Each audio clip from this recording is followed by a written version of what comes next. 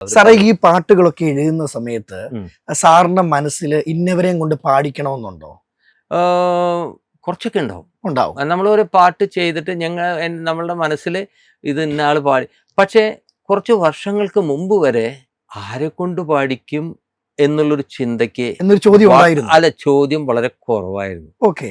ഒരാൾ മാത്രമേ ഉണ്ടായിരുന്നുള്ളൂ, യേശുദാസ്. എല്ലാ പാട്ടുണ്ടാക്കുമ്പോൾ യേശുദാസ് ആദ്യം, KJ യേശുദാസ്.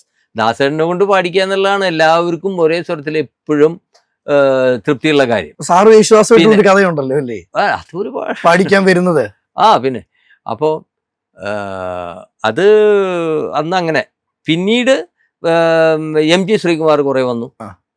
അതും MG ശ്രീകുമാറിന്റെ പാട്ട് എനിക്ക് ഇഷ്ടമാണ്.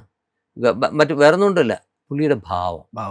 സാധാരണ യേശുദാസിനെ അനുകരിക്കുന്ന ഒരുപാട് ആ ഒരു ശബ്ദത്തില് ദാസേട്ടന്റെ ശബ്ദം പോലെ കുറെ പേർക്കൊക്കെ അത് സാധിക്കുന്നുണ്ട്.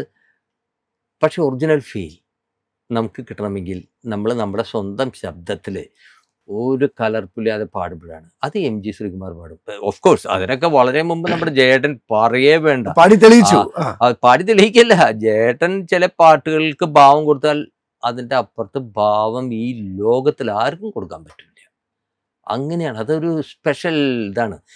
എൻ്റെ പാട്ട് തന്നെ ഞാൻ അത്യാവശ്യം നന്നായിട്ട് പാടും. അയ്യോ സാറേ, അത്യാവശ്യം ഇപ്പോഴല്ല, മുമ്പ് പാടിയിരുന്നു. അപ്പൊ ഇത് പറയല്ലേ, സ്വയം പൊക്കി പറയുന്നതല്ല.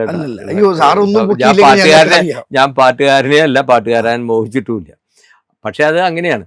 അപ്പൊ അങ്ങനെ ജയേട്ടൻ പാടിയ പാട്ടുകൾ പലപ്പോഴും ഞാനൊന്ന് പാടി നോക്കും. വല്ല ഇന്റർവ്യൂവിലായാലും വേറെ എന്ത് ഇത് കഴിഞ്ഞാൽ പാടാൻ നമുക്കേ തോന്നില്ല. കാരണം അതേപോലെ ഭാവം കൊടുക്കാൻ പറ്റില്ല.